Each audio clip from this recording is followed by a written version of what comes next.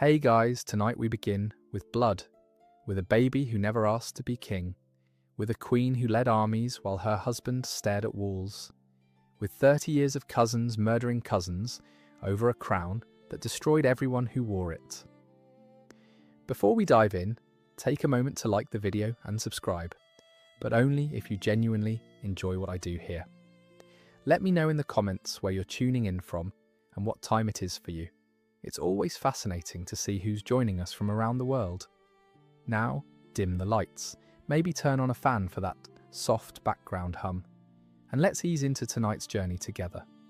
In 1422, England's greatest warrior king died of dysentery, not in glorious combat, not leading a charge, sitting on a toilet in France at 35 years old, his bowels turning to liquid, his legendary body failing him in the most humiliating way possible. He left behind a 9-month-old baby to inherit 2 kingdoms, a military legacy impossible to match, and a nobility that would spend the next 40 years tearing England apart, arguing about who should really be in charge. That baby would grow up to go violently insane. His wife would command armies while he sang hymns in a tent during battles. His own cousin would declare him unfit, steal his throne, and put his head on a spike, metaphorically first, then literally for his father.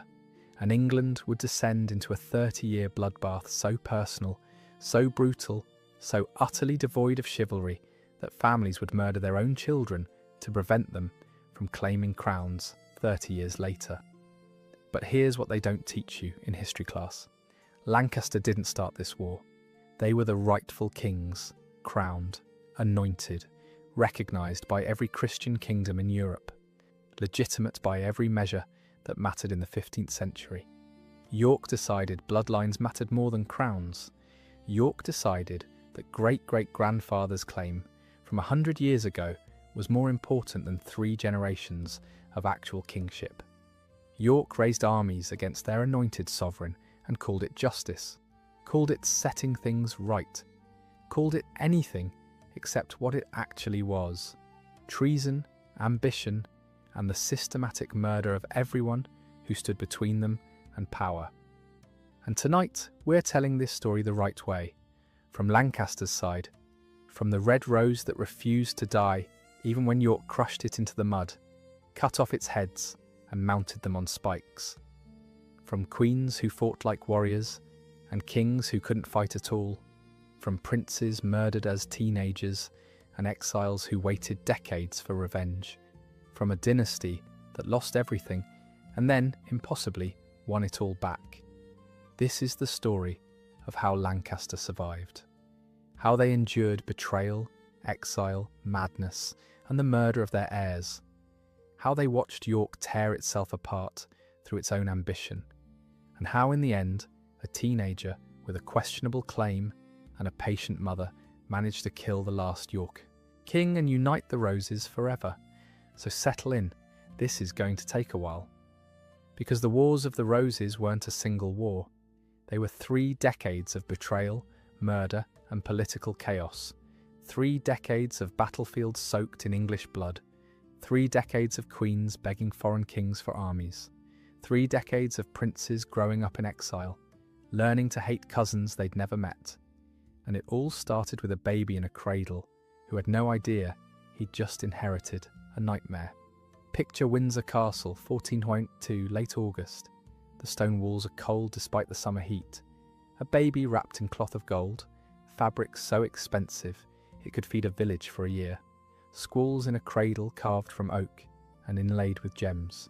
He's 9 months old, can barely sit up without support, doesn't understand why all these strange men in elaborate robes keep bowing to him, and he's just become King of England and France. Congratulations, kid. Hope you like responsibility, because you've got about 40 million people depending on you, and you can't even control your own bladder yet. Henry VI never had a chance.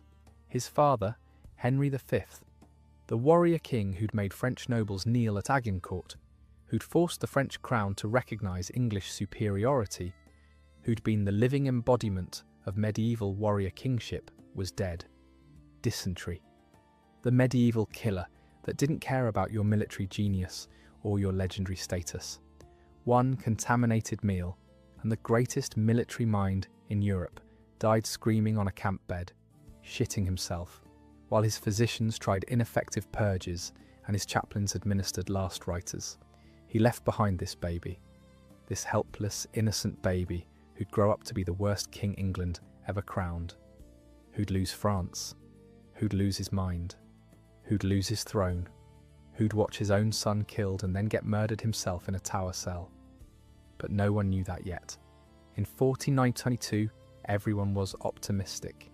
England had systems for this. Regency councils, experienced lords. Henry's uncles would govern until the boy came of age. Everything would be fine. Except Henry VI wasn't like his father, not even a little bit. Imagine being the toddler Henry. You're growing up surrounded by men who constantly talk about your father, the great Henry V, the warrior, the conqueror, the man who made France surrender. Every tutor, every courtier, every noble who visits court tells you stories about how magnificent your father was, how brave, how strong, how feared. And you? You're afraid of loud noises. You cry when you see blood, even just a hunting injury. You prefer praying to fighting. You'd rather read theological texts than learn swordplay. You're everything your father wasn't, and everyone notices. His father had been a warrior, ruthless, charismatic, the kind of king who could inspire men to march into hell because they believed he'd lead them back out victorious. Henry VI, Henry preferred prayer to politics, wore a hair shirt under his royal robes, rough cloth designed to mortify the flesh, to remind him of Christ's suffering. He recoiled from violence like it physically burned him. He'd rather discuss theology with monks than command armies. By the time he's 10, the courtiers are exchanging worried glances. By 15, they're actively concerned. By 20, they're terrified, because their king isn't just pious, he's disconnected from reality, from the responsibilities of kingship, from the brutal necessities of maintaining power in 15th century Europe. He'd spend hours in prayer, just kneeling, silent, lost in communion with God while his kingdom fell apart around him. He'd have episodes where he'd stop mid-conversation, just freeze. His eyes would go distant, his mouth would hang open slightly, and he'd be gone. Not physically, his body remained, but his mind had departed to somewhere courtiers couldn't follow. In another life, in another family, he'd have made an excellent priest, maybe even a saint, peaceful, scholarly, devoted to God and learning, kind to everyone he met, generous with the poor, everything a good Christian should be. But he wasn't a priest, he was a king. And in 15th century England, kings needed to inspire fear in their enemies and confidence in their supporters. They needed to make hard decisions, execute traitors, lead armies, negotiate from positions of strength. Henry inspired neither fear nor confidence. He just made people uncomfortable, made them wonder what was wrong with him, made them start looking around for alternatives. Today we might recognize severe mental illness, possibly inherited from his maternal grandfather, Charles VI of France, Charles the Mad, who'd once believed he was made of glass and would shatter if touched, who'd attacked his own knights during a psychotic episode, who'd spent the last decades of his reign barely functional while France tore itself apart. That blood ran in Henry's veins, and by the 1440s it was becoming clear that Henry had inherited more than just his grandfather's crown. He'd inherited his grandfather's fractured mind. But in 1440, he was still young, still functional enough to govern, if barely, still the anointed king of England, and the nobility, exhausted from decades of war with France, just wanted stability. They needed Henry to produce an heir, to secure the succession, to make sure the kingdom didn't descend into chaos when he died. So they found him a bride, Margaret of Anjou, a French princess, 15 years old, beautiful, intelligent, and completely unprepared for what awaited her in England. Margaret of Anjou was 15 when she arrived in England to marry a king she'd never met. She'd been raised at the French court, educated by tutors, taught to manage a household, play music, embroider, and pray. She knew she was marrying for politics. Her father, René of Anjou, had made that crystal clear. She was a political chess piece. A treaty sealed with a wedding. A promise that England and France might finally stop killing each other. But she was still 15, still hoping maybe this King of England would be handsome, strong, someone she could at least respect if not love. Someone who'd make this bearable. Imagine being her. You've sailed across the channel. Sick the entire time because the sea is rough and medieval ships are basically wooden boxes that leak. You arrive in England, cold, grey, raining, everything your French relatives warned you about. You're escorted to Windsor Castle, presented to Henry VI, and he's praying, kneeling at his private altar. Doesn't look up when you enter, just keeps murmuring his devotions. His chamberlain coughs again, finally touches Henry's shoulder, and Henry startles like he's been struck. Looks around confused, takes a moment to remember where he is, who you are, why you're here. When he finally focuses on you, he smiles. It's a gentle smile, kind, the smile of a man who genuinely wants everyone to be happy. But it's also completely disconnected, like he's smiling at a pleasant dream rather than his future wife. "You're very beautiful," he says. His voice is soft, cultured. "God has blessed us both with this union. We shall pray together. Often, would you like that? This is your husband. This is the man whose bed you'll share, whose heirs you'll bear, whose kingdom you'll help rule." And he's already half gone, already more concerned with salvation than kingship, already lost in a spiritual world that doesn't include practical matters like governance or military strategy or producing children. Margaret spent her first years trying to be a good medieval wife, submissive, supportive, invisible when necessary. She attended court functions, smiled at the right moments, dressed magnificently to impress visiting dignitaries, tried to give Henry advice gently, carefully, without seeming to usurp his authority. But by 1448, with France completely lost, all those territories Henry V had conquered, just handed back in humiliating peace treaties that made England look weak, and Henry, increasingly unable to govern, Margaret realised something crucial, something that would define the rest of her life. If she didn't take control, Richard of York would. And York didn't just want power. York wanted her husband's crown. York believed his bloodline was superior, that Lancaster had no right to rule, that the throne should belong to him. Margaret couldn't let that happen, because she'd made vows, sacred vows before God, to honour her husband, to support his reign, to protect his crown. She took those vows seriously, more seriously than Henry took his own kingship. And then came 1453, the year everything changed, the year Margaret discovered she was pregnant, after 8 years of marriage, 8 years of whispers behind her back, 8 years of courtiers exchanging knowing looks and speculating that maybe she was barren, maybe God was punishing England for something, maybe the marriage was cursed, 8 years of shame and doubt and desperate prayers. Finally, an heir, a Lancastrian prince who would secure the succession and make York's bloodline irrelevant, make all his scheming pointless, make his claim to superior bloodlines laughable because Lancaster would have a direct heir. Everything depended on that pregnancy. Everything. Margaret retreated to Windsor, surrounded herself with loyal guards, hired the best midwives, prayed constantly, ate carefully, did everything medieval medicine recommended for ensuring a healthy birth. And in October 1453, she gave birth to a healthy son, Edward of Westminster, Prince of Wales, the future King of England. A beautiful, perfect baby boy who represented everything Lancaster needed. Margaret held her son, this tiny, squalling infant who had no idea his existence had just changed English politics, and allowed herself for one moment to believe they'd won. That York was finished, that her son would grow up to be the king his grandfather should have been, that the nightmare was over.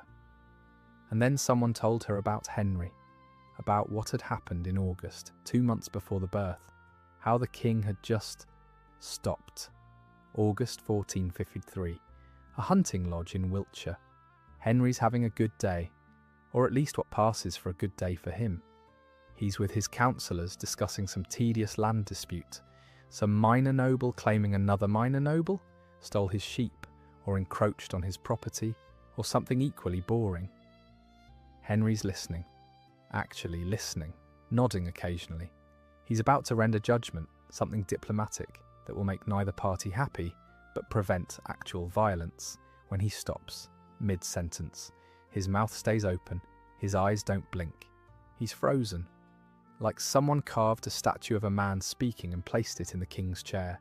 The councillors wait, think maybe he's thinking, considering his words carefully. Henry does that sometimes, goes silent for long periods. But this is different. His eyes are open, but they're not seeing anything. They're fixed on nothing, empty. One of the councillors coughs, nothing. Another speaks, "Your Grace," nothing. They stand, approach carefully. "Your Grace, are you well?" One of them touches Henry's shoulder. No response. Henry's breathing, his heart's beating, but he's not there. Not in any meaningful sense. It's like his soul just departed, leaving his body behind as an empty shell. They carry him to his chambers, lay him on the bed, call physicians. The doctors try everything they know. Bloodletting, cutting his arms to release bad humours, purges, making him drink concoctions designed to clear his system. They check his urine, its colour, its smell, its consistency. All the medieval diagnostic tools that amount to medieval doctors having no idea what's actually wrong. Nothing works, weeks pass, then months. The king remains catatonic, doesn't speak, doesn't recognise people. When attendants move his arms, he doesn't resist, doesn't help, just allows himself to be positioned like a doll. They feed him by hand, spoon broth into his mouth. Sometimes he swallows, sometimes it just dribbles down his chin. Imagine being one of Henry's attendants. You've served him for years, watched him pray, listened to his gentle voice. Now you're responsible for keeping him alive while his mind is somewhere else. You wash him, change his clothes, clean up when he loses control of his bodily functions, because his body still needs to eat and eliminate even if his mind is gone. You talk to him sometimes. Tell him about what's happening in the kingdom, about his wife, about the son he doesn't know he has. And he just stares, doesn't react, doesn't acknowledge you exist. It's like talking to furniture. Except furniture doesn't occasionally make this low moaning sound that might be distress or might be nothing. It's the saddest thing you've ever witnessed. The King of England, reduced to this, and you can't help wondering if he's still in there somewhere, trapped, screaming inside his own head while his body refuses to respond. Or if he's somewhere peaceful, somewhere his fractured mind can finally rest. You don't know which would be worse. Margaret tried to maintain control. She'd just given birth. Her body was still recovering. She was exhausted, hormonal, terrified, and now she had to defend her husband's crown while he was completely incapacitated. She argued that she should be granted the regency. She was the queen, the mother of the heir. She'd been involved in government for years. She understood the issues. She could govern in Henry's name until he recovered. But England in 1453 wasn't ready for a woman to rule. The nobility exchanged glances, made diplomatic noises about how much they valued Her Grace's counsel, then promptly ignored her and started debating which nobleman should be granted power. The name that kept coming up, Richard, Duke of York, Henry's cousin, the man with the impressive bloodline, the man who'd been building support for years, the man who'd been very, very careful to present himself as the loyal cousin who just wanted to serve his king. Margaret fought it, screamed, protested, wrote letters to every lord she thought might support her. She had the legitimate heir. She was the queen. York was just a cousin with ambitions, but she lost. York was named Lord Protector in March 1454, temporary regent, ruler of England in the king's absence. And just like that, the House of York was in control of England, legally, officially, with the full backing of Parliament. Margaret retreated to her chambers with her infant son, Edward, the boy who should have secured Lancaster's future, who instead was just another piece in a game being played by men who thought women's only role was to produce heirs and stay quiet. She held Edward, 4 months old now, starting to smile, completely oblivious to the political chaos surrounding him, and made plans, because she knew something York didn't. Henry was getting better. It happened gradually. First he started responding to sounds. A door slamming would make him flinch. Footsteps would make his eyes track movement. Then he began recognizing faces. His chamberlain, his confessor, his wife. His eyes would follow them. A spark of recognition. Brief, but there. Then came words, single words at first. Yes, no, cold, like a child learning to speak. Then sentences, halting, confused. Where am I? How long? But sentences nonetheless. By Christmas 1454, 15 months after his breakdown, Henry VI was functional again, not fully recovered. He'd always be fragile now, always prone to episodes, always at risk of descending back into that catatonic state. But he could speak, could recognise his wife and his counsellors, could perform the basic duties of kingship. And Margaret moved immediately. She knew she had a limited window, before York could consolidate his power too thoroughly, before the nobility got comfortable with York running things, before people started seriously considering whether England might be better off with a different king entirely. She gathered her supporters, nobles who'd always been loyal to Lancaster, who remembered their oaths to Henry, who distrusted York's ambitions. She presented the king with his son. Henry had been catatonic when Edward was born, and had no memory of the child. Watching Henry hold his son for the first time was heartbreaking. Henry cried, gentle tears running down his face. God has blessed us, he whispered. Our son, our beautiful son, Edward, Prince of Wales. For a moment, Margaret allowed herself hope. Maybe this would change things. Maybe fatherhood would give Henry strength, purpose. Maybe he'd finally become the king England needed. That hope lasted about 3 days. Then Henry went back to his prayers, back to his gentle disconnection from reality. He was better than he'd been, but he'd never be what England needed, never be strong enough to hold on to power against someone like York. But he was functional, and that was enough. Margaret had him dismiss York from the protectorship, strip him of his offices, remove him from power. All that carefully built influence, gone. All those months of governing, erased. York went from ruling England to being politically irrelevant in a matter of weeks. All because a king had woken up from his madness. And because his queen was smart enough to act fast, York could have accepted it, could have retreated to his estates, bided his time, waited for another opportunity, been patient. But York wasn't patient. York was proud, and he'd tasted power, had ruled England, had been one step away from claiming the throne when Henry inconveniently woke up. He wasn't going back to being just another cousin. So York did the one thing that made reconciliation impossible. The one thing that would start a war. Neither side wanted, but both sides would fight to the finish. He raised an army and marched on London, May 1455, spring.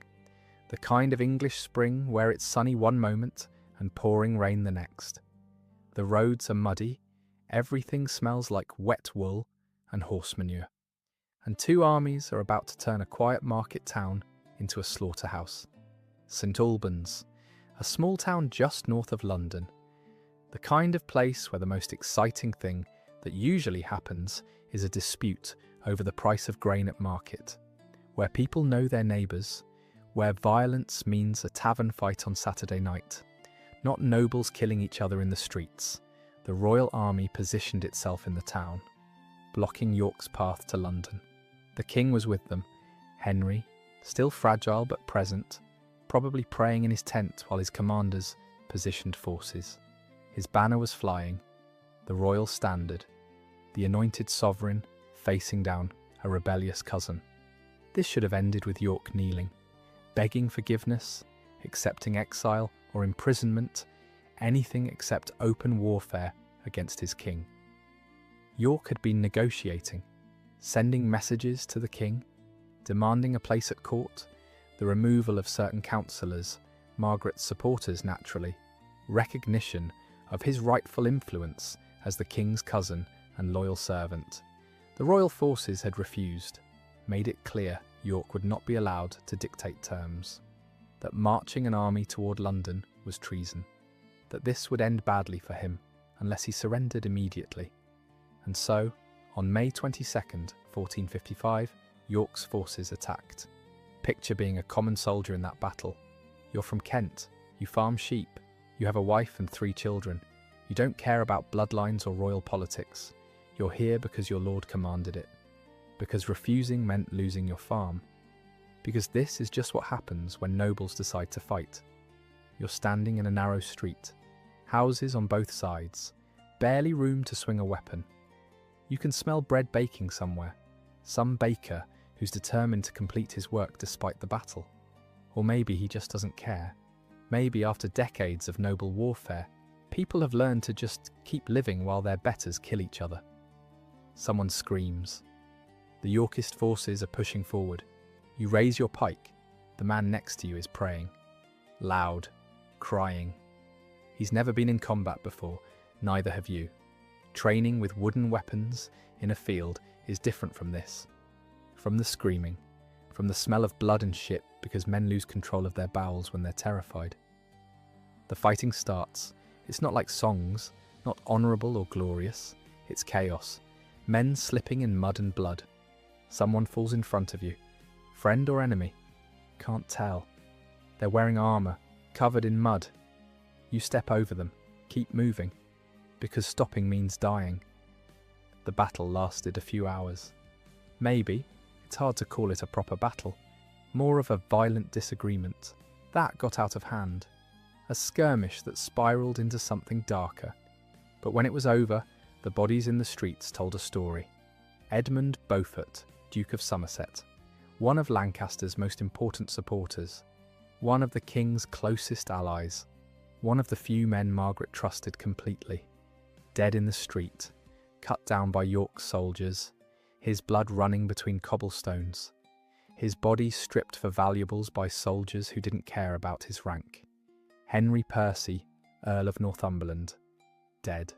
Thomas Clifford, Lord Clifford, dead. A dozen other Lancastrian nobles, dead or dying. And Henry? They found him sitting under an oak tree, arrow wound in his neck. Not deep enough to be fatal, but bleeding steadily. Dazed, confused, helpless, York knelt before him, mud on his knees, blood on his armour, someone else's blood.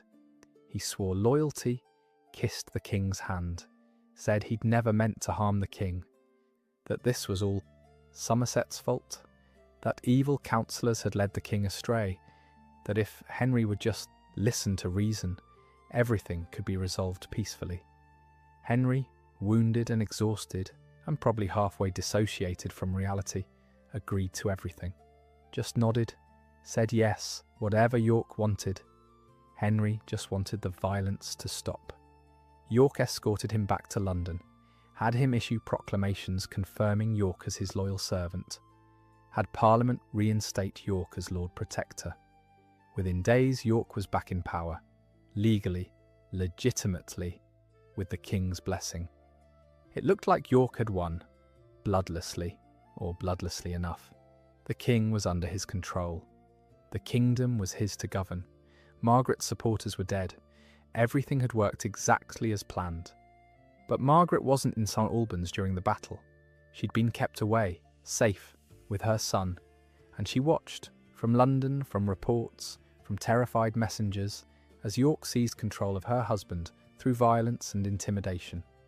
As York murdered Lancaster's supporters and called it politics. As York raised arms against his anointed king and Parliament just accepted it.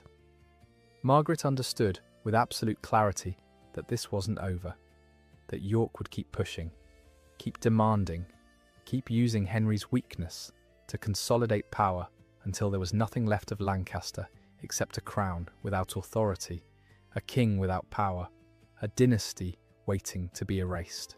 She wasn't going to let that happen, because Margaret of Anjou wasn't just a queen anymore. She was a mother. Her son's inheritance was at stake, and she would fight for Edward's birthright with everything she had. Even if it meant war, even if it meant blood, even if it meant turning England into a battlefield. Because Lancaster was the rightful royal house. Henry was the anointed king. Edward was the legitimate heir. And York? York was a traitor, a rebel, a man who'd raised arms against his king and murdered loyal servants of the crown. And traitors eventually got what they deserved.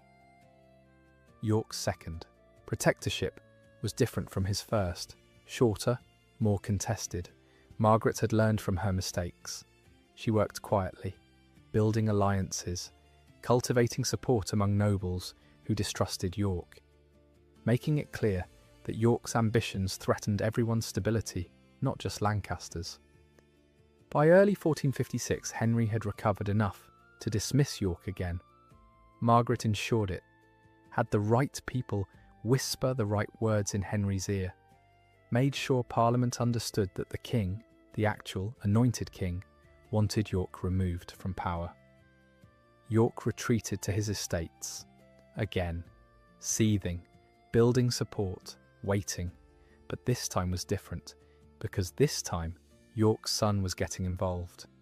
Edward of York, the Earl of March, 19 years old, tall over 6 feet, which made him literally look down on most men. Handsome in a way that made women stare and men instinctively defer. Charismatic. A natural warrior who moved like violence was his first language. He'd been watching his father get outmaneuvered by Margaret. Watched the old man try to work within the system, try to be patient, try to use politics and parliament and negotiation. And Edward had decided that maybe politics wasn't the path to power. Maybe war was. Maybe the way to beat Lancaster wasn't through careful manoeuvring, but through crushing them so completely they could never rise again. For 3 years England existed in Cold War. York held his estates and built his army. Margaret consolidated power around the king. Both sides knew another confrontation was coming. Both sides prepared. Both sides recruited allies and stockpiled weapons and trained soldiers and waited for the other side to make a mistake. The nobility split. Some supported Lancaster out of loyalty to the crowned king, out of belief that oaths mattered, that the anointed sovereign deserved obedience regardless of his mental state. Some supported York because they believed in his bloodline claim, because they thought Lancaster had usurped the throne from Richard II back in 1399, and it was time to correct that injustice. But most just wanted stability.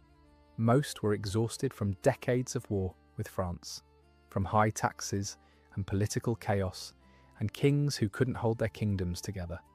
They picked whichever side seemed strongest, whichever side seemed most likely to win. Because in the Wars of the Roses, being on the losing side meant execution, meant your lands confiscated, meant your family destroyed. It wasn't about justice anymore. It wasn't about right or wrong or legitimate claims. It was about survival, about choosing sides before the fighting started and hoping you picked the winner. September 1459, Blore Heath. York's forces clashed with the Lancastrian army. The battle was fierce, men died in droves, but York won. Scattered the Lancastrians, proved he could win battles when it mattered. But then came October 1459, Ludford Bridge. The royal army confronted York directly. Henry's banner was flying. The king himself was present, and York's supporters looked at that royal standard, the anointed sovereign's banner, and hesitated.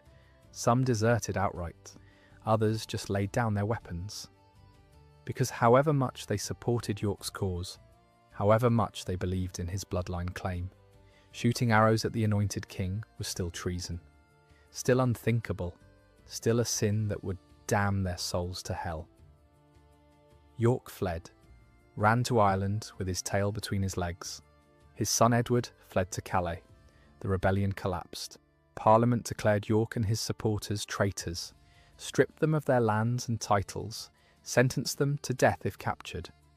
Margaret had won. Again. For the third time, she'd outmaneuvered York. The threat was neutralised. The traitors were in exile. The king was secure.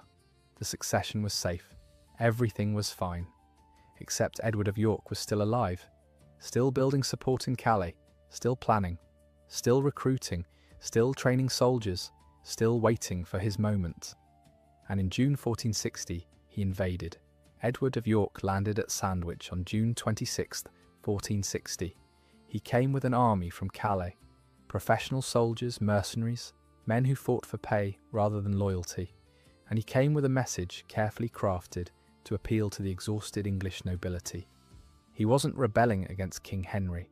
He loved King Henry, respected King Henry, would never raise arms against his anointed sovereign. No, Edward was rescuing King Henry from evil counsellors, from Margaret, from the French queen who'd corrupted England's government, from the she-wolf who controlled the king and was destroying the kingdom. It was brilliant propaganda, the same excuse rebels had used for centuries. We're not fighting the king, we're saving the king from bad advisors. The king is good and pure and misled. Once we remove the corrupting influences, everything will be fine. And it worked. Because England was exhausted, tired of instability, tired of high taxes to fund wars they didn't understand, tired of a king who couldn't rule and a queen who ruled too much. Towns opened their gates to Edward. Lords joined his cause. The common people, desperate for change, saw a young warrior promising stability and cheered. By July, Edward's army was marching on London, and Margaret's forces were scrambling. They'd been caught off guard, hadn't expected an invasion so soon, hadn't anticipated that Edward would move so aggressively, so confidently, so decisively. They raised an army, gathered every loyal Lancastrian force they could, positioned themselves at Northampton to block Edward's path to London. They had defensive positions, trenches, fortifications. They had the king with them, Henry in the camp, probably praying while his commanders planned the battle. They should have won. July 10th, 1460. The Battle of Northampton. The Lancastrian forces were dug in, protected, had superior position.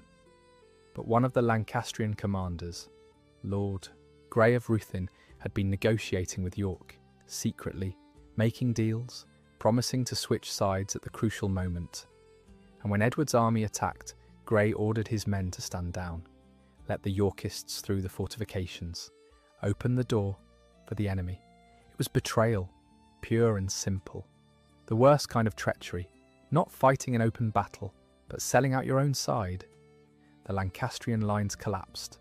Men died trying to escape, drowned in rivers while wearing armour, cut down by Yorkist soldiers who'd been told to show no mercy.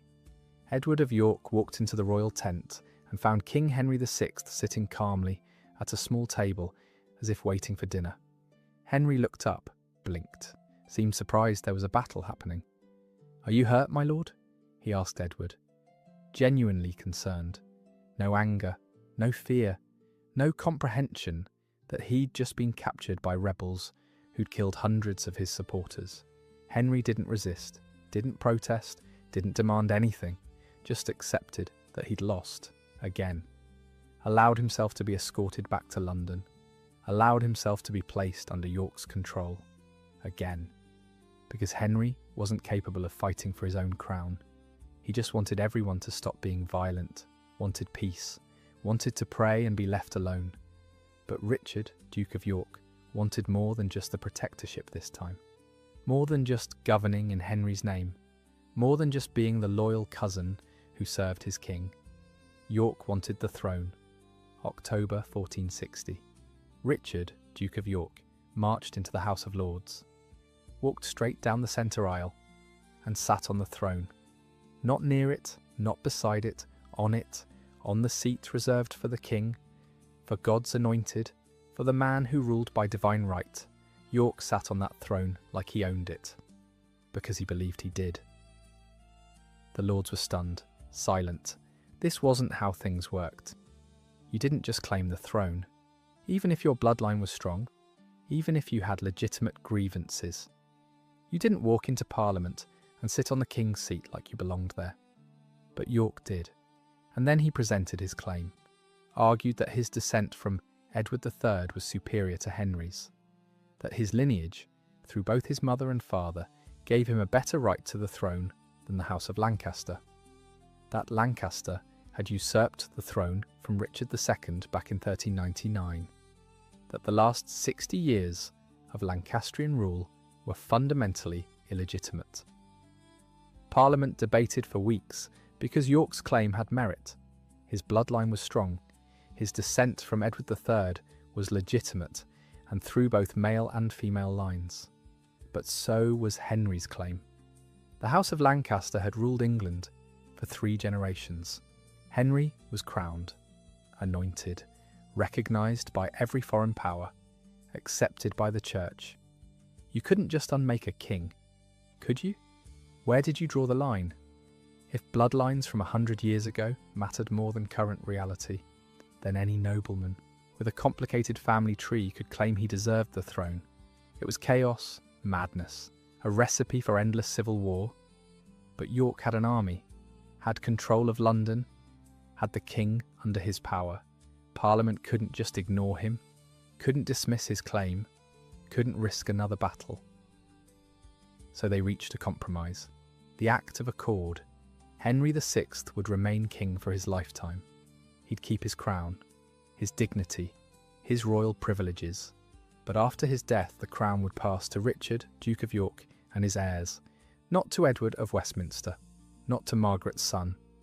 The legitimate Prince of Wales was disinherited, cut out of the succession entirely. 9 years old and already politically destroyed. It was a death sentence for the Lancastrian succession. Everything Margaret had fought for, securing her son's inheritance, protecting the dynasty, maintaining Lancaster's legitimacy, was erased. The House of Lancaster would end with Henry VI, and York would take the throne. Margaret wasn't in London when this happened. She was in the north, raising an army, because she'd seen this coming. The moment York sat on that throne, she knew negotiations were over. Compromise was impossible. This was about survival now, her son's survival.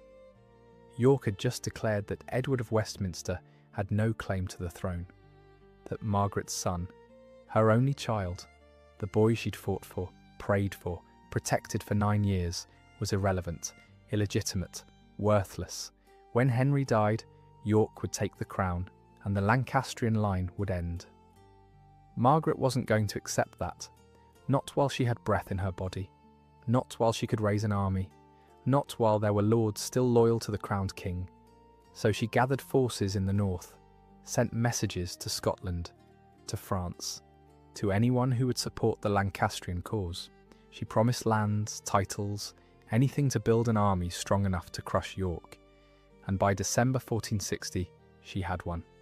Thousands of men, northern lords who remembered their oaths to Henry VI, common soldiers who'd been promised plunder, Scottish mercenaries who'd been told they could keep whatever English land they took. A ragged, desperate, dangerous army, but an army nonetheless. York heard about Margaret's forces, and he made a fatal mistake, the last mistake he'd ever make. He decided to march north with a small force and crush the rebellion before it could threaten London, before Margaret could gather more support, before this got out of hand. He took a few thousand men, marched through a December snowstorm, and on December 30th, 1460, arrived at his castle of Sandal near Wakefield. He should have stayed inside, should have waited for reinforcements, should have recognised that Margaret's army vastly outnumbered his. But York was impatient, arrogant, confident. He'd beaten Lancaster before. He'd do it again. On December 30th, York's army left the castle, met Margaret's forces in open battle, and was destroyed. December 30th, 1460, Yorkshire. The snow has been falling for days, heavy, wet snow that soaks through everything, the kind that makes you lose your bearings, that turns the world into a white nightmare where you can't tell sky from ground. Richard, Duke of York, was at his castle of Sandal near Wakefield, safe, warm, protected by stone walls and loyal guards. He'd marched north to deal with Margaret's rebellion, to crush it quickly before it became a real threat. But his scouts had reported back. The Lancastrian forces were massive, 3 times his number, maybe 4 times. Margaret had gathered every man she could find. The smart move was obvious. Stay in the castle, wait for reinforcements, let Margaret's army starve in the snow while he stayed comfortable. Winter was on his side, and time was on his side. Patience would win this. But York wasn't patient. York was 50 years old. He'd been playing political games his entire life. He'd tasted power, been protector 3 times, sat on the throne and claimed it as his own. He was 1 step from the crown. And now this Frenchwoman, this upstart queen who'd married a mad king, thought she could threaten him? Thought she could raise an army and make him wait? Make him look like a coward hiding in his castle? No. York would ride out, crush her forces, show England who the real power was. Imagine being one of York's commanders.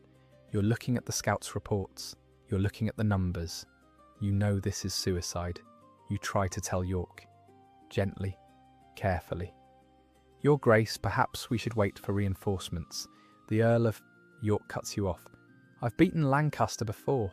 I'll do it again. We ride out tomorrow. You want to argue. Want to make him see reason. But he's the Duke. He's your lord. You've sworn oaths. And maybe, just maybe, he knows something you don't. Maybe he's right. Maybe Lancaster will break easily. You swallow your objections and prepare for battle. December 30th, morning. The snow is still falling. York's army marches out of Sandal Castle, a few thousand men, moving through snow that's knee-deep in places. Visibility is terrible. You can barely see 50 feet ahead. The cold is brutal. Men are already shivering despite their armour. You march toward where the scouts said the Lancastrian army was positioned, and then you see them. Shapes in the snow. Banners, lots of banners, more than expected. The army is massive, stretching further than you can see. Thousands of men, and they're moving toward you. Too late to retreat, too late to run back to the castle. You're committed. York's forces form up, defensive position, wait for the Lancastrians to attack.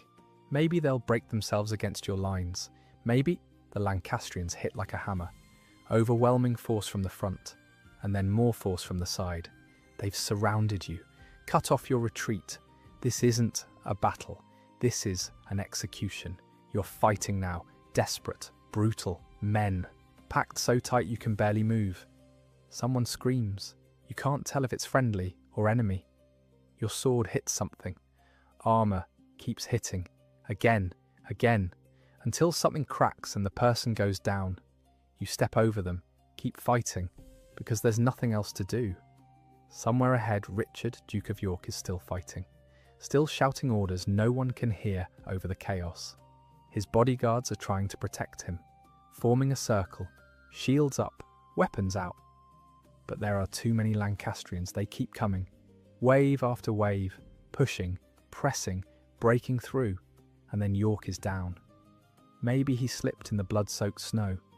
Maybe someone got a lucky strike past his guard. Maybe his bodyguards failed for just 1 second. It doesn't matter. He's down. And the Lancastrians are on him. Multiple blades, multiple men, all striking. York tries to rise, can't. His armour is good, but not good enough. The blades find gaps, joints, weak points. York is screaming, not words, just sound, raw, primal, the sound every man makes when they know they're dying. And then he's not screaming anymore. Then he's still. The Battle of Wakefield is a slaughter. York's army is destroyed. Those who can flee do. The rest die in the snow. Hundreds of bodies, maybe thousands. It's hard to count when they're all covered in snow and blood, frozen together in death. But Margaret's soldiers aren't done, because this isn't just war. This is revenge. For St. Albans, for the lords York killed, for the years of treachery and rebellion. They find York's body after the battle, strip it, take his armour as prizes, his weapons, his rings, everything valuable. And someone, history doesn't record who, has an idea. They take York's head, cut it off right there on the battlefield, blood steaming in the cold air, and someone makes a paper crown. Crude thing. Just folded paper, nothing fancy, and they put it on York's severed head. Look at the king now. Look at the man who thought bloodlines mattered more than crowns. Look at the pretender who dared claim the throne. This is what happens to traitors. This is what happens when you raise arms against your anointed king. They mount York's head on a spike above the gates of York City, his own city, named after his family, and they leave it there. For weeks, through snow and rain and freezing wind, the paper crown dissolves in the first rain, but the head remains, flesh rotting, birds pecking at it, a warning to anyone who thought they could challenge Lancaster. But the Yorkists found something else on that battlefield, something that would make them fight even harder. York's second son, Edmund, Earl of Rutland, 17 years old. A boy really. He'd fought in the battle, tried to be brave, tried to prove himself. When the line broke, when York's forces started fleeing, Edmund ran too. He made it to Wakefield Bridge, almost escaped, almost got away, but John Clifford caught him there. Clifford, a Lancastrian lord whose father had died at St. Albans, who'd spent 5 years waiting for revenge, who'd dreamed about this moment, about making York's family pay. Edmund knelt, unarmed, defenceless, blood on his face from a minor wound, tears streaming down his cheeks. He was 17, looked younger, looked like the boy he was rather than the warrior he'd pretended to be. Please, Edmund begged, my father, please, I'm sorry, please.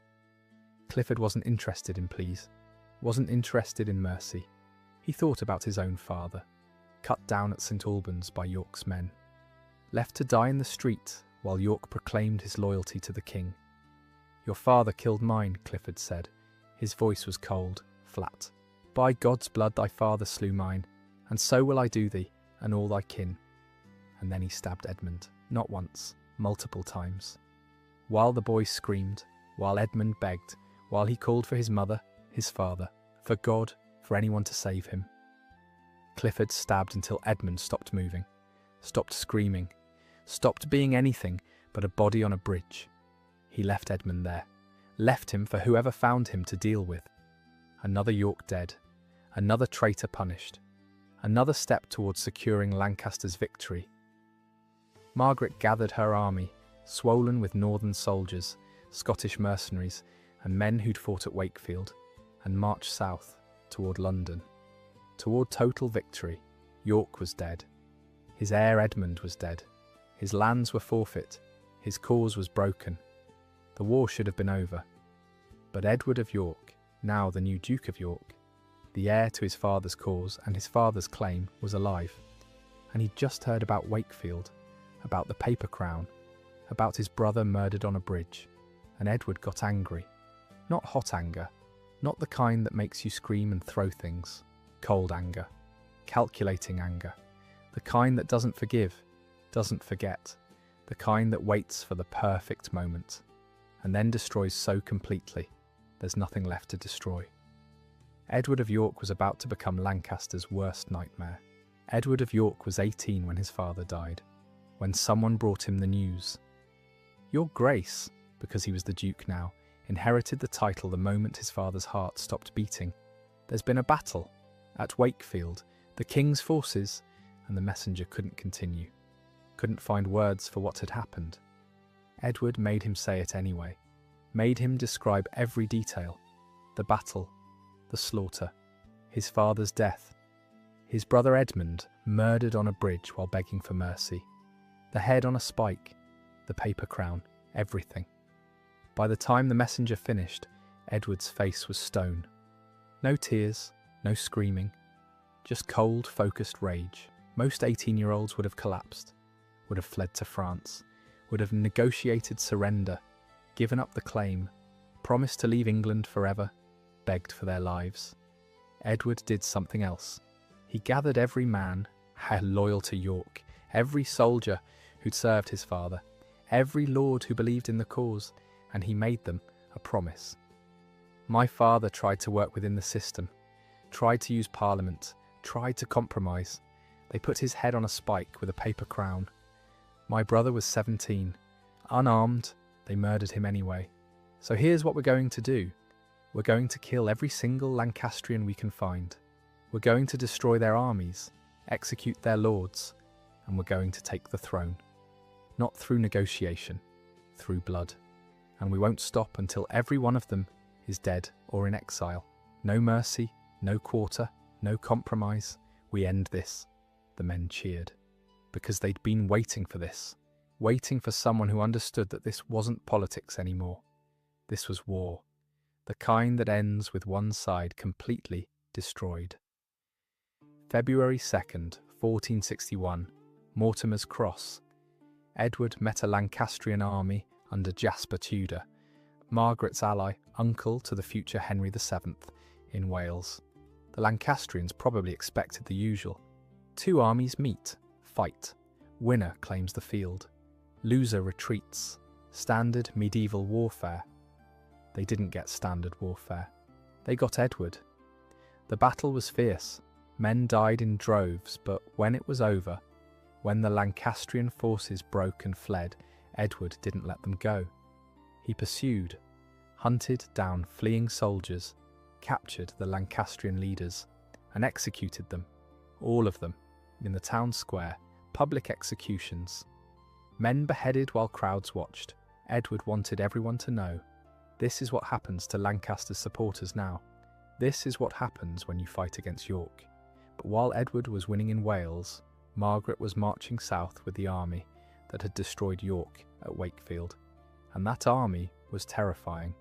Not a disciplined force, not professional soldiers following orders. A horde. Northern soldiers who'd been promised plunder. Scottish mercenaries who'd been told they could keep whatever English land they took. Desperate Lancastrians who knew this was their last chance. They swept through the Midlands, looted towns, burned villages, took whatever they wanted. This wasn't an army protecting their king. This was an invasion. A wave of violence moving south. And London panicked, because Margaret's reputation had grown monstrous. The she-wolf of France, the warrior queen who put York's head on a spike, who'd let her soldiers murder a 17-year-old boy. If she reached London with that undisciplined horde, who knew what would happen? The city might burn.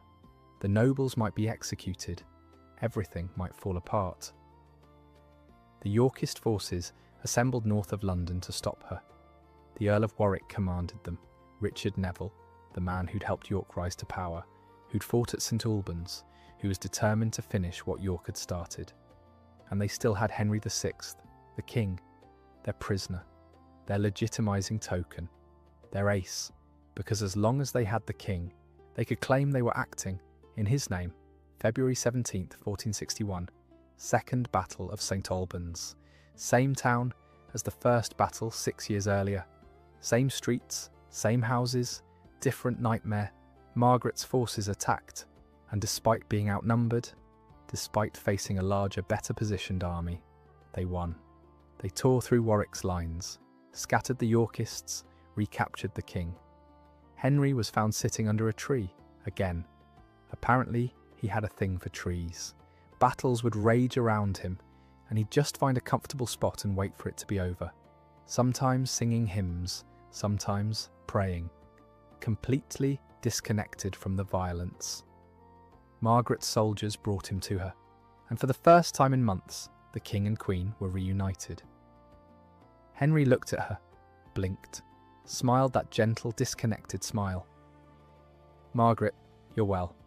I've been praying for you, for our son. Where is Edward? I should like to see him." Margaret wanted to scream, wanted to shake him, wanted to make him understand that they were fighting a war, that York was trying to steal his throne, that their son's inheritance was at stake, but Henry wasn't capable of understanding. So she just held his hand and told him everything would be fine. Margaret had won. She had Henry. She had an army. London was 20 miles away. She could march on the capital, crown her son, execute the Yorkist leaders, end this.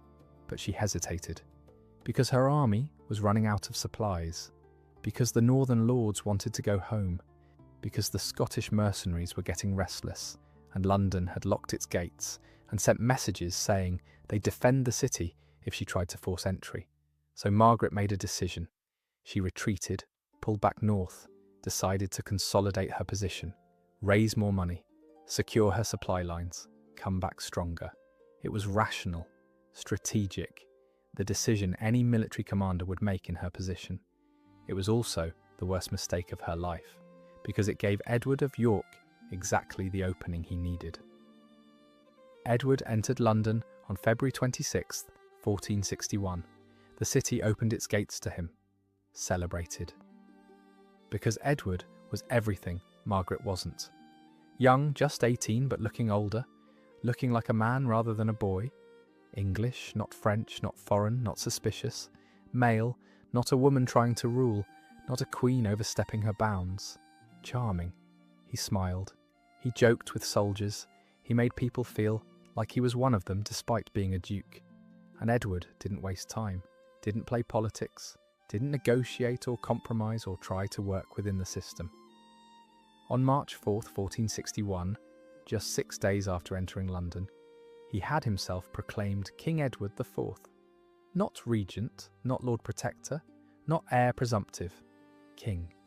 He didn't wait for Henry to die, didn't try to work through Parliament's Act of Accord, just took the throne, declared Henry's reign invalid, claimed the crown by right of blood and conquest. It was unprecedented, shocking, a direct challenge to everything the medieval system was built on. You couldn't just declare yourself king. Kingship was sacred, anointed, recognised by God and church and custom. You inherited it, you didn't just take it, but Edward did, and England, exhausted and desperate for strong leadership, accepted it.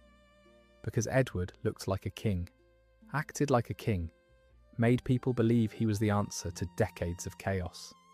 Henry VI could barely function. Margaret was a foreign woman. Edward was young, strong, English, confident. He looked like the solution. England now had two kings, Henry VI, the anointed monarch, held by Margaret's forces in the north, and Edward IV, the self-proclaimed king, holding London and the south. One crowned by God, one crowned by soldiers and popular acclaim, and everyone knew this could only end one way. One of them was going to die, and whichever one died, his cause would die with him. This was the final confrontation. Winner takes England, loser gets buried in a mass grave and forgotten by history. The armies began marching toward each other. Margaret from the north, with her Lancastrian forces, Edward from the south, with his Yorkist army. Both sides knew. This was it, the final battle, the one that would decide everything. They met at a place called Towton, a field in Yorkshire, near a small village that would become synonymous with the bloodiest day in English history. March 29th, 1461, Palm Sunday, the day before Easter, a holy day, a day of peace and reflection and preparation for Christ's resurrection, and 60,000 men were about to turn it into hell. Palm Sunday 1461, a field near Towton in Yorkshire. It's snowing, has been since dawn. Heavy, wet snow that soaks through everything. The kind that cuts visibility to almost nothing. That turns the world white and makes you lose your sense of direction. Both armies are exhausted.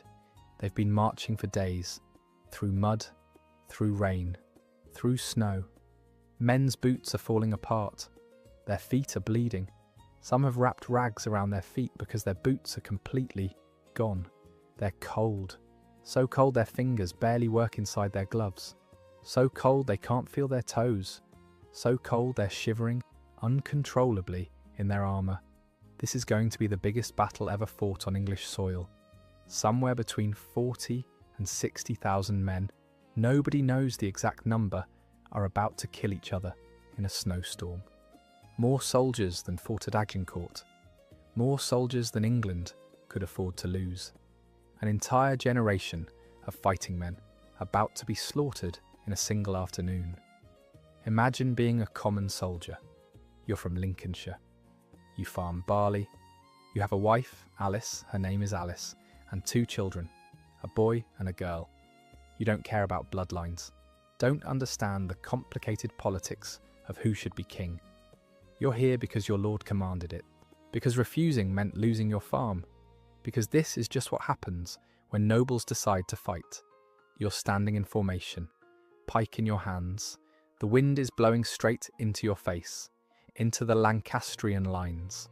The snow is so thick you can barely see the men next to you. Can't see the enemy at all. Just white everywhere, white and cold, and the sound of wind howling. Someone next to you is praying, loud. Our Father, who art in heaven, hallowed be thy name. His voice is shaking. You want to tell him to shut up, that his praying is making it worse, making everyone more nervous. But you're praying too, in your head. Please God, please let me survive. Please let me see Alice again. Please let me hold my children. Please. The Yorkist archers fire first. You can't see them, but you hear it. That sound, like wind through reeds, but sharper, more menacing. Thousands of arrows in flight, and they're flying further than normal because of the wind. Because the wind is behind them, pushing them toward you. The Lancastrian archers fire back, into the wind. Their arrows fall short. Drop into the mud, wasted. The commander is screaming orders. Advance, close the distance. So you march forward, through the snow, through the wind, and the arrows keep coming. The man next to you, the one who was praying, takes an arrow through his throat. He doesn't die immediately, just falls, hands clutching at the arrow, trying to pull it out, but it's stuck. He's making this sound, this wet, gurgling sound. You want to help him, want to stop, but you can't. You have to keep moving, because stopping means dying. More arrows, more men falling. You're walking on bodies now, stepping over people you knew, people from your village. That's Thomas, he owed you money. That's John, his wife makes good bread. They're dead now, or dying. Doesn't matter which, you keep walking, and then the lines collide, and suddenly you can't see anything, can't breathe properly.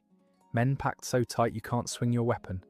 Just shoving, stabbing, whatever you can reach. You jab your pike at something, hit armour, jab again, again. Something gives, someone screams, you pull back, jab at something else. Someone grabs you, you panic, spin. It's a Yorkist soldier, face covered in blood. His or someone else's, can't tell. He's trying to stab you with a dagger. You drop your pike. Can't use it at this distance. You grab his wrist. He grabs yours. You're grappling, pushing, both trying to stab the other, both slipping in blood and snow. His breath is hot on your face. Smells like ale and fear. You see his eyes. He's terrified. Just as terrified as you. And then someone else stabs him from behind. He goes limp, falls. You never saw who killed him.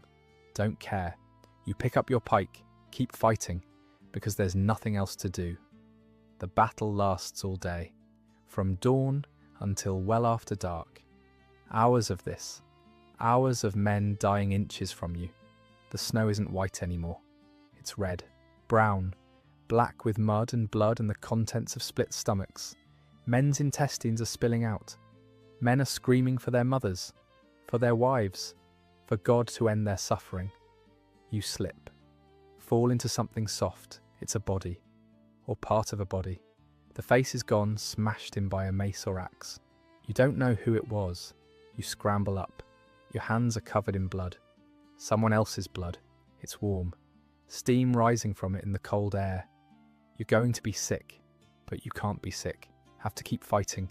Late afternoon. You're exhausted. Can barely lift your weapon. Every muscle aches. Your lungs burn from breathing cold air. And then fresh troops arrive. Yorkist reinforcements, thousands of them, hitting the Lancastrian flank. That's it. That's the moment you've been dreading. The line breaks. Men start running, fleeing through the snow, through the dark. You run too, because staying means dying. You're not a coward.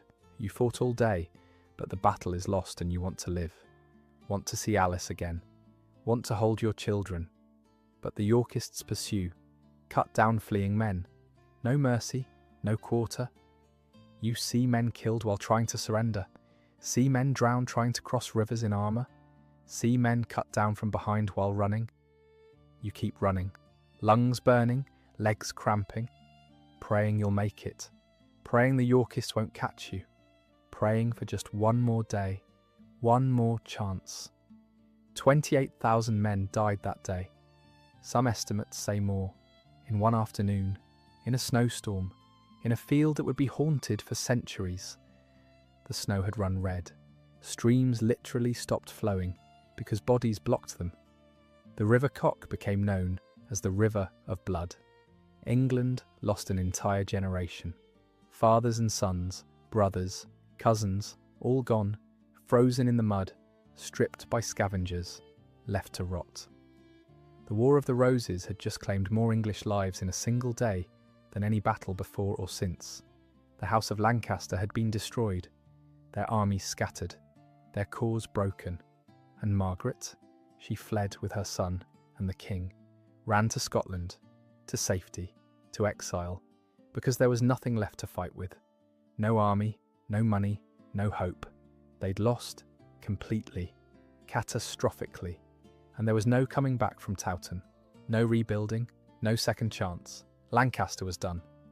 Finished, Edward IV controlled England, and the House of Lancaster hunted fugitives, exiles in a foreign kingdom, a dynasty that had ruled England for 3 generations, reduced to a queen, a mad king, and a 10-year-old prince hiding in Scotland and hoping for a miracle. They'd lost everything, but Margaret of Anjou had never given up on anything in her life, and she wasn't starting now. Scotland, 1461, summer, but you wouldn't know it from the cold. Margaret stands in a draughty stone castle that smells like peat smoke and desperation. Everything smells like smoke here. The Scots burn peat because they don't have enough wood. It makes this acrid smell that gets into your clothes, your hair, your lungs. She has Henry, who's barely present most days, who sits by the fire and prays and sometimes forgets where he is, who occasionally asks when they're going home, who doesn't seem to understand that home is gone, that England belongs to York now, that they're refugees living on foreign charity. She has Edward, her 11-year-old son. The boy has grown thin. The Scottish food doesn't agree with him. Or maybe it's the stress. Maybe it's watching his mother become increasingly desperate, increasingly worn. Edward practices with a sword every day, training for a war that might never come, for a throne he might never claim. He's serious. Too serious for 11. Never smiles anymore. And Margaret has nothing else. No money, no army, no kingdom. England belongs to Edward IV now. The whole country. York has won. And Margaret? She's just another deposed queen living on foreign charity. It's humiliating. She negotiates with the Scots, trades away English border territories, gives away parts of her own kingdom in exchange for soldiers. It makes her sick, literally sick. She vomits after signing the treaty, because she's just sold English land to foreigners, because she had no choice, because she needs an army, and this is the only way to get one. And in 1462, she gets what she needs: Scottish soldiers. Enough to mount an invasion. She and her small Lancastrian force march south, take several northern castles, raise the Red Rose banner, proclaim that King Henry VI has returned, that Lancaster will reclaim the throne, that York's reign is illegitimate. Edward IV responds immediately, marches north with an overwhelming force, and Margaret's borrowed army takes one look at the Yorkist numbers and retreats.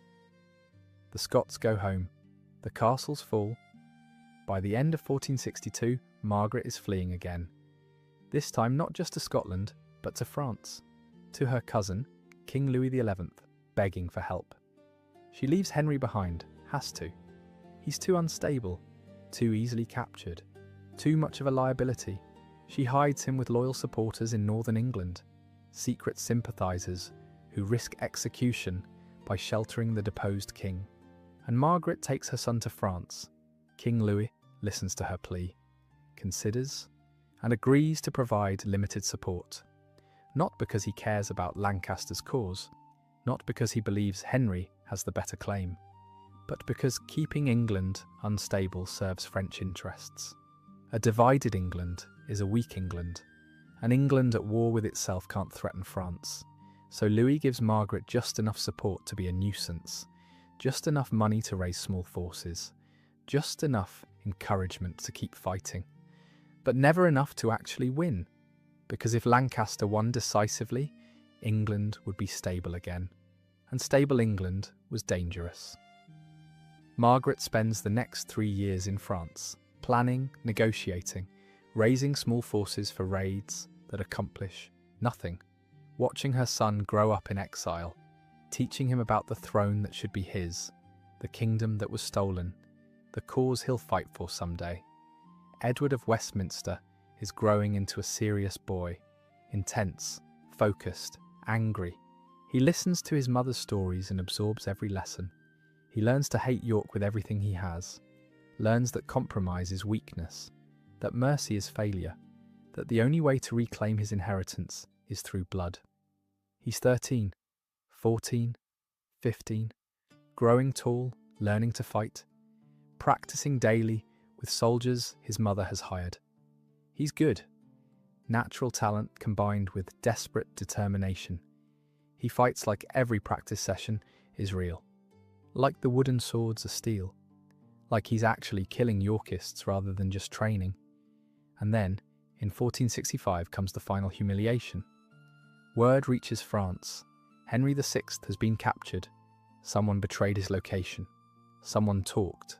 Maybe they were tortured. Maybe they were bribed. Maybe they just got tired of risking execution to hide a king who wasn't really a king anymore. Yorkist soldiers found him in northern England, captured him, brought him to London. They didn't kill him. Edward IV wasn't that stupid. Henry was more valuable alive, a captive king. Proof that the Lancastrian cause was dead. Proof that Edward's reign was legitimate and secure. They paraded Henry through London streets, humiliated him publicly, then locked him in the Tower. Margaret hears the news in France, and for the first time, she wonders if God has abandoned her, if this is punishment for her pride, for refusing to accept defeat, for dragging England through years of war. Her husband is a prisoner. Her son is stateless. Her cause is dead. And Edward IV rules England like he was always meant to. She should give up, should accept that Edward of Westminster will never be king, that the House of Lancaster is finished, that York has won, but she doesn't. Because giving up would mean admitting York was right. That might makes right. That crowns belong to whoever can take them. She can't accept that, won't accept that. So she waits, plots, hopes for a miracle, any opportunity, some crack in Edward IV's power that she could exploit. And in 1469, impossibly, she gets one. From the last person anyone expected. Richard Neville, Earl of Warwick, the Kingmaker. The man who'd put Edward IV on the throne. Edward's most powerful supporter, his mentor, his ally. Warwick switched sides. Richard Neville, Earl of Warwick, was the most powerful man in England. More powerful than most kings. He'd made Edward IV, put him on the throne, provided the armies and political support that turned an 18-year-old duke into King of England. And Edward had rewarded him, given him titles, estates, power, made him the second most important man in the kingdom. Warwick had governed alongside Edward, advised him, expected to control him. Because Warwick had him there, surely that meant Edward owed him everything. But Edward didn't like being controlled, didn't like being told what to do. He was king. He made the decisions. And when Warwick tried to arrange a prestigious foreign marriage for him, a French princess, politically advantageous, cementing alliances, Edward refused, because Edward had already married someone else, in secret, without telling Warwick, without consulting anyone. He'd married Elizabeth Woodville, a widow, a commoner, a woman with no political value, someone who brought nothing to the marriage except herself. Warwick was furious, humiliated. He'd been in France negotiating this marriage, promising the French that Edward would marry their princess, making agreements, and now he looked like a fool, like he didn't actually control the young king he'd made. It got worse. Elizabeth Woodville had a large family, brothers, sisters, parents, and she wanted them elevated, wanted them to marry into noble families, wanted them to hold important positions, and Edward, besotted with his beautiful wife, agreed. Gave her family titles, arranged marriages, handed out positions of power. The old nobility, Warwick included, watched in horror as these Woodvilles, these upstarts with no royal blood, married their way into every corner of influence. It was the Woodville invasion all over again, just like with Margaret of Anjou, just like Lancaster. And Warwick had helped destroy Lancaster only to watch Edward repeat their mistakes. Warwick tried to rebel. Twice, in 1469 and 1470, he raised forces against Edward, tried to capture him, control him, make him get rid of the Woodvilles. Both times failed. And in 1470, Warwick fled to France, disgraced, desperate, his political career in ruins. And there in the French court he met Margaret of Anjou. They hated each other, absolutely loathed each other. Warwick had fought for York, had helped destroy Lancaster, had killed Lancastrians at Towton. Margaret had never forgotten, never forgiven. She called him a traitor, a turncoat, a man without honour or loyalty. But King Louis of France saw an opportunity. He forced them to negotiate, locked them in rooms together until they worked out a deal, made them swallow their hatred and make an agreement that neither wanted but both needed. Warwick would invade England, restore Henry VI to the throne. In exchange, Edward of Westminster would marry Warwick's daughter, Anne Neville. The two causes, Warwick's revenge and Lancaster's legitimacy, tied together. Margaret agreed, because what choice did she have? This was her only chance, her last chance, to restore Henry, to secure her son's succession, to destroy York. She swallowed her pride, shook Warwick's hand, started planning an invasion, but she made one careful decision.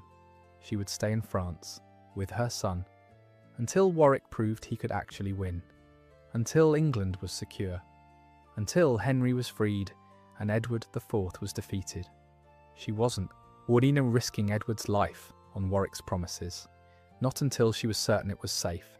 That decision saved Edward of Westminster's life and cost her everything else. September 1470. Warwick landed in England, and everything went perfectly. Edward IV was caught completely off guard, unprepared. His supporters scattered. Warwick's forces swept through the country meeting, almost no resistance. By October, Edward IV was fleeing, running to the coast, escaping to Burgundy, and Warwick was entering London in triumph. He went straight to the Tower, found Henry VI, who'd been locked up for 5 years, living in comfortable rooms, but still a prisoner, still isolated from the world. Warwick brought him out, cleaned him up, dressed him in royal robes, paraded him through London as the rightful king, restored to his throne. The readeption, they called it. Henry VI's second reign. And for a few months, it worked. Lancaster was back. Henry wore the crown. Edward IV was in exile. Everything Margaret had fought for had been achieved. Except Henry was still mad, still barely functional. 5 years in the Tower hadn't helped. He'd gotten worse, more disconnected, more fragile. He sat through council meetings staring at nothing. Sometimes didn't recognise where he was or why he was wearing a crown. When presented with papers to sign, he'd just sign them without reading, without asking what they were. Warwick governed in Henry's name, tried to build stable government, tried to win support from nobles who'd served Edward, tried to prove Lancaster could rule effectively, but everyone knew it was a sham. Henry was a puppet, Warwick pulled the strings, and the English nobility, exhausted by decades of war, wasn't thrilled about either of them. Margaret finally sailed for England in March 1471, brought her son, prepared to join Warwick, to secure the victory, to finally, after 10 years of exile and humiliation, reclaim what was rightfully theirs. She landed on the English coast, took her first steps on English soil in a decade, breathed English air, touched English earth, and she arrived just in time to watch everything collapse. Edward IV had returned, landed in England in March with a small force, and just like in 1460, just like always, Edward proved he was the most dangerous man in England. He gathered supporters as he marched. Lords who'd served him rejoined. Towns opened their gates. By April, Edward had an army, and he marched straight at Warwick. April 14th, 1471. Barnet, just north of London, thick fog, the kind where you can barely see 10 feet ahead. Neither army could see the other clearly. Units got confused. Lancastrians fought Lancastrians by mistake. Yorkists killed Yorkists. Pure chaos in the fog. And somewhere in that chaos, Richard Neville, Earl of Warwick, died. The kingmaker. The man who'd made and unmade kings. Cut down trying to reach his horse. Killed by soldiers who probably didn't even know who they were stabbing. His body was displayed in London afterward. Stripped, laid out so everyone could see. Proof that he was dead. That the man who'd switched sides so many times had finally run out of sides to switch to.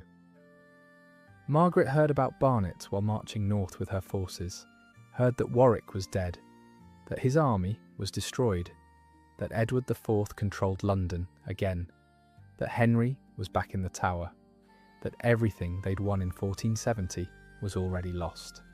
She'd been in England less than 3 weeks, and the readaptation was over. Most people would have surrendered, would have begged Edward for mercy, would have taken their son back to France, promised never to return, anything to avoid another battle. But Margaret wasn't most people. She gathered the remaining Lancastrian forces, every lord still loyal to Henry, every soldier still willing to fight for the Red Rose. Marched toward Wales, hoped to raise more troops there, build an army, keep fighting, Edward pursued, because he knew this was the end. One way or another, if Margaret escaped to Wales, the war would drag on for years. But if he caught her, if he destroyed her army, killed or captured her son, then it was over. Lancaster would have no heir, no future, no hope. He marched his army day and night, pushed them until they dropped. Because he had to catch Margaret before she reached Wales. May 4th, 1471, Tewkesbury, a meadow by the River Severn. This was it. The final battle, winner takes England, loser loses everything. May 4th, 1471, the meadows near Tewkesbury. Warm, sunny, beautiful spring day, the kind of day where you should be planting crops or courting girls, or doing anything except preparing to die. Margaret's forces are exhausted. They've been force marching for days, trying to reach Wales, trying to escape Edward's pursuit, but Edward caught them. His army blocking their path. No escape now, no retreat. They have to fight. This is it. The final Lancastrian stand. Edward of Westminster is 17 years old. He spent his childhood in exile, listening to his mother's stories, training for this moment, for the day he'd fight for his birthright, for the throne that should be his. He's wearing armour that's too big. Hand-me-down plate from some French lord. It doesn't fit properly. Chafes, but it's what they have. Margaret begs him not to fight in the front lines, to stay back, to stay safe, to survive. Edward, please, you're the heir. You're all we have. If you die... But Edward isn't listening. He's 17. Brave, stupid, desperate to prove himself, to show he's not his father, to prove he can be the warrior King Lancaster needs. I'm going to fight, Mother. I'm going to kill Yorkists, and then I'm going to take my throne. His voice is breaking slightly. Still has that teenage quality. Not quite a man's voice yet, but trying hard to sound confident, trying hard to sound like a king. Edward, I'm fighting. And he walks away, toward the front, in lines toward his death. Margaret watches him go, wants to run after him, drag him back, lock him away somewhere safe. But she can't. He's the Prince of Wales, the heir to the throne. He has to fight. Has to be seen fighting. Has to prove Lancaster isn't finished. But God, she's terrified. Because if he dies, it's over. Everything she's fought for. Everything she's sacrificed. 20 years of war and exile and humiliation. All for nothing. The Battle of Tewkesbury starts mid-morning. The Lancastrians are outnumbered, outpositioned, exhausted, but they fight desperately. Because they know if they lose, it's over. No retreat, no exile, no second chances. Edward IV has made it clear. No mercy, no quarter. This ends today. Edward of Westminster is at the front, fighting. Actually fighting, not just watching from a safe distance. He's good. His training shows. He cuts down a Yorkist soldier, then another. He's screaming. Rage and fear mixed together. Sounds like a boy trying to be a man. But he's surrounded by veterans. Men who've fought at Towton, who've survived a dozen battles, who know how to kill efficiently. A Yorkist soldier sees the rich armour, realises this isn't a common fighter, calls to others. They converge, targeting the boy in the expensive armour. Edward of Westminster fights, desperately, his sword swinging, but he's 17, exhausted, overwhelmed. Someone strikes his helmet, dents it. The impact stuns him. He staggers. Someone else hits his leg. He goes down. And then they're on him. Multiple soldiers, all striking. Edward tries to rise. Can't. His armour is good, but not good enough. Blades find gaps, joints, weak points. Edward is screaming. Not words, just sound, raw terror. And then he's not screaming anymore. Then he's still. Edward of Westminster, Prince of Wales, last legitimate heir to the House of Lancaster, dies in a meadow near Tewkesbury. 17 years old, his blood soaking into English soil. His body trampled as the battle continues around him. The Battle of Tewkesbury becomes a slaughter. The Lancastrian line breaks. Men flee, run for the nearby abbey, hoping for sanctuary. But Edward IV's soldiers pursue. Drag men out of the church, kill them in the churchyard. This isn't war anymore. This is extermination. Margaret is captured after the battle, found hiding near the battlefield, brought before Edward IV. She's covered in dust. Her hair has come loose from its pins. She looks old, exhausted, broken. All the fight has gone out of her. "Where is my son?" she asks. Her voice is hoarse. "Where is Edward? I need to see him. Please, I need..." Edward IV just looks at her, and she understands, sees it in his eyes. Edward of Westminster is dead. Her son is dead. Her only child, the boy she fought for, protected, raised in exile, trained to be king, dead at 17 in a battle that never should have happened. She doesn't scream, doesn't cry, doesn't collapse, just stands there, silent. Because what is there to say? What is there to do? Everything is gone, everything. Her husband is a prisoner, her son is dead, her cause is destroyed. 20 years. 20 years of fighting for nothing. Edward IV could have executed her. could have ended the Lancastrian line completely, but he doesn't. Maybe he feels some mercy. Maybe he thinks a captured queen is better propaganda than a martyred one. Maybe he just doesn't want to kill a woman who's lost everything. He imprisons her, keeps her in the tower, lets her live. But she's not a queen anymore. Not a political force, not a threat, just a French woman who spent 20 years fighting for a lost cause, who sacrificed everything and failed.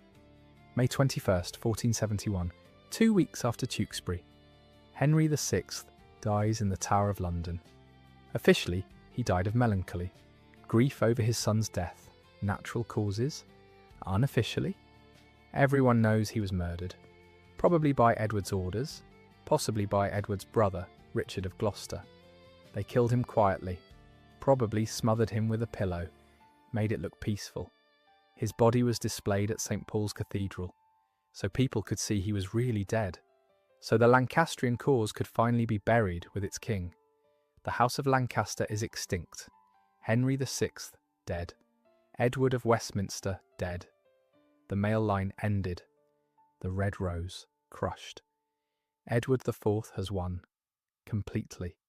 Permanently. The wars of the roses are over. York has triumphed, and Lancaster, erased from history. A failed dynasty that had ruled England for 3 generations and ended with a mad king and a murdered prince. Except it's not over, because there's one more Lancaster, one last hope, a 14-year-old boy in Brittany named Henry Tudor. Margaret Beaufort was different from Margaret of Anjou. She didn't lead armies, didn't fight battles, didn't make dramatic gestures or passionate speeches. Margaret Beaufort was quiet, patient, calculating. The kind of woman who understood that power came from information, from alliances, from appearing harmless while slowly, carefully, building networks of support. Margaret had given birth to Henry Tudor when she was 13. 13. A child giving birth to a child. She'd been separated from him for most of his life. He'd grown up in Wales, then in Brittany, then in France. She'd seen him maybe a dozen times in 28 years, but he was her son. And with the male Lancaster line extinct, Henry had a claim. Through his mother, through the Beaufort line, descended from John of Gaunt and his mistress Catherine Swynford. Legitimised by Parliament, but with a clause excluding them from royal succession. A questionable claim, a weak claim, but a claim nonetheless. And Margaret Beaufort, like Margaret of Anjou before her, was not a woman who gave up. She'd survived decades of political chaos by being careful, by never being too visible, too threatening, by appearing loyal to whoever held power while quietly working against them. She'd married multiple times, always to powerful men, always positioning herself, building influence, accumulating favours, waiting, and now she had a goal: put her son on the throne. Restore the House of Lancaster through the Tudors. Destroy the House of York. She just had to wait for the right moment. That moment came in 1483. Edward IV died, suddenly, at age 40, probably from pneumonia or stroke or some other illness that medieval medicine couldn't treat. He'd ruled England for 22 years, built stability, crushed Lancaster, secured his dynasty.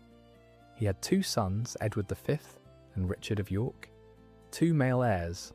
The succession should have been secure. Edward V was 12, old enough to be crowned, young enough to need a regent, but the regency should have been straightforward. But Edward's brother, Richard of Gloucester, had other plans. Richard was ambitious, capable, had served Edward loyally for years, been his right hand, his enforcer, and now he looked at his 12-year-old nephew and saw an opportunity. Richard seized power, moved fast, captured the young Edward V before he could be crowned, declared Edward's marriage to Elizabeth Woodville invalid, claimed Edward had been pre-contracted to another woman, making all his children illegitimate, bastards, unable to inherit. It was the Act of Accord in reverse, York doing to itself what York had done to Lancaster, disinheriting the legitimate heir, claiming the throne through legal technicalities and force, Richard had himself crowned Richard III, and the young princes, Edward V and Richard of York, disappeared into the Tower, most likely murdered, probably smothered in their beds. Two boys, 12 and 9 years old, killed so their uncle could wear the crown. York turning on itself, devouring its own children. The same family that destroyed Lancaster was now destroying its own heirs. Margaret Beaufort watched all this and saw her opportunity, because Richard III was vulnerable.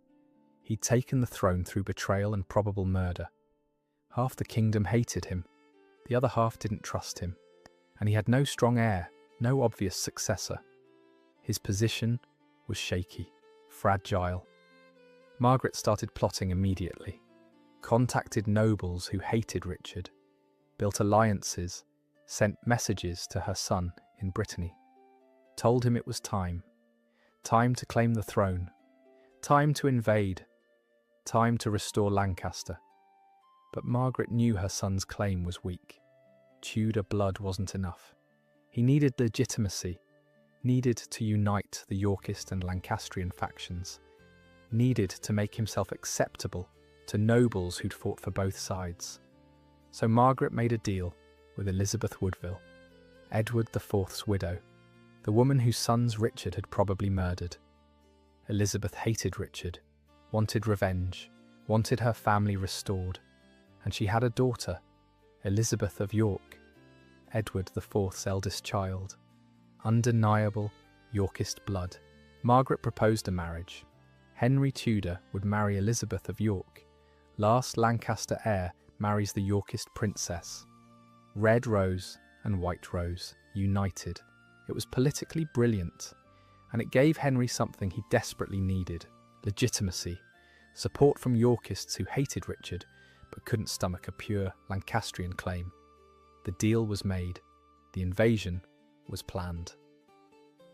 In August 1485, Henry Tudor landed in Wales with a small army, French mercenaries, English exiles, Welsh supporters, and started marching toward Richard III, toward the final confrontation, toward the battle that would end the Wars of the Roses. Henry Tudor was 28 years old. He'd spent 14 years in exile, Brittany, France, different courts, different languages. He barely remembered England, had never fought in a major battle, had no experience governing, no charisma like Edward IV, no military genius like Edward of Westminster might have become. He was just a man with a complicated claim, backed by his mother's plotting and French money. But he was Lancaster's last hope, the final heir, the Red Rose's last gamble. He marched through Wales gathering supporters, Welsh lords who remembered old alliances, men who hated Richard, opportunists who wanted to be on the winning side. His army grew, not massive, not overwhelming, but enough to force Richard to respond, enough to make this a real fight. August 22nd, 1485, near Market Bosworth in Leicestershire. The two armies met. This was it, the final battle of the Wars of the Roses. Though no one knew that yet. Richard III commanded the larger army, had better position, should have won. He was an experienced warrior, had fought at Barnet, at Tewkesbury, knew how to command, how to inspire, how to win. But Richard had a problem. Several powerful nobles, including the Stanley family, related to Margaret Beaufort by marriage, were on the battlefield but hadn't committed to either side. They waited on nearby hills, watched, tried to figure out who was going to win before they picked a side. Classic medieval politics. Don't commit until you know which side will win. Richard needed them, needed their troops, needed their support, but they wouldn't move. The battle started. Richard's forces pushed forward, nearly broke Henry's lines. This could have been over in an hour. Another Lancastrian defeat, another failed invasion, another Tudor body buried in an unmarked grave. Henry Tudor, the boy who lived in exile, killed in his first real battle. But Richard made a choice, the same choice his mentor, the old Duke of York, had made at Wakefield 25 years earlier. He saw Henry across the battlefield, saw his chance to end this personally. to kill the Tudor pretender himself, to prove his strength, his legitimacy, his right to rule. Richard charged, with his household knights, straight at Henry, through enemy lines. It was brave, dramatic, the kind of thing that makes for great stories. A king personally fighting, risking everything, leading from the front, but it was also incredibly stupid, because Richard isolated himself, left his main force behind, charged into enemy lines with only a small group of knights, and the Stanleys, watching from their hill, finally made their choice. They attacked Richard, fell on him from the side, surrounded him. Richard of Gloucester, King Richard III, died fighting, surrounded by enemies, struck down in the chaos, his helmet knocked off, his horse killed under him, his bodyguards slaughtered. Someone split his skull with a halberd. Another blow crushed his skull. Richard fell, dead. The last York king killed in a field in the Midlands. His crown, the one he'd stolen from his nephews, fell off during the fight. Rolled into a thorn bush, someone found it, picked it up, carried it to Lord Stanley, and Stanley, Margaret Beaufort's husband, placed it on Henry Tudor's head. Right there, on the battlefield, while Richard's body was still warm, while Richard's blood was still soaking into the ground. Henry Tudor became King Henry VII, not because Parliament proclaimed him, not because of elaborate ceremony, but because he'd won a battle and someone put a crown on his head. That's how kingship worked in 1485, not divine right, not bloodlines, power, victory, survival. Richard's body was stripped, slung over a horse, displayed in Leicester to prove he was dead, then buried quickly in a church. No ceremony, no respect, just a dead king in the ground. The House of York was destroyed. Edward IV's sons murdered. Edward IV's brother killed at Bosworth. The male York line extinct. And Henry Tudor. He had to move fast, secure his position, make sure no one questioned his claim. He married Elizabeth of York in January 1486, united the Roses. Red and white finally joined. Their first son Arthur was born 9 months later. The Tudor line had begun. The Wars of the Roses were over. 30 years of civil war. 30 years of battles and executions and murdered princes. Finally finished, Lancaster had won. Not cleanly, not directly. Through a questionable claim and a mother's plotting, and a battlefield where the right nobles switched sides at the right moment. But they won. The Red Rose survived, and the House of Tudor, built on Lancastrian blood and Yorkist legitimacy, would rule England for over a century. Margaret of Anjou never saw this. She died in 1482, still a prisoner, ransomed to France, lived her final years in poverty. The woman who led armies died alone, never knowing that Lancaster would eventually triumph. But Margaret Beaufort lived, saw her son crowned, saw him marry Elizabeth of York, saw him secure the throne. She became the king's mother. Lady Margaret, one of the most powerful women in England, and she made sure everyone knew it, made sure everyone remembered that without her plotting, her patience, her careful manipulation, Henry would never have been king. She'd done what Margaret of Anjou couldn't, restored Lancaster, not through armies, through intelligence, through waiting for the perfect moment, through understanding that sometimes the best way to fight is to appear not to fight at all. Henry VII ruled England for 24 years, died peacefully in his bed in 1509, passed the throne to his son Henry VIII, founded a dynasty that would rule England for over a century. The Tudors claimed to have united York and Lancaster, ended the Civil War, brought peace and stability, and they had. But that peace came at a cost. The Wars of the Roses killed somewhere between 50 and 100,000 people, maybe more. Nobody kept accurate counts, destroyed multiple noble families, turned England into a killing ground where cousins murdered cousins, where kings were deposed and murdered, where princes died as teenagers, where queens led armies and watched their sons killed. Lancaster won, eventually, But look at what it cost. Henry VI murdered. Edward of Westminster killed at 17. Margaret of Anjou died in exile. Dozens of Lancastrian nobles executed or killed in battle. Thousands of common soldiers dead in fields across England. All for what? So Henry Tudor could claim a throne he barely had a right to? But maybe that's not fair, because the alternative was worse. York winning meant Richard III ruling. A king who'd probably murdered his own nephews. A king who'd betrayed his brother's children. A king who'd shown that no oath, no family bond, no principle mattered more than power. Lancaster's victory meant legitimacy still mattered. That you couldn't just murder your way to the throne and hold it. That betrayal would be punished. Eventually. It meant Margaret of Anjou's 20-year fight hadn't been for nothing.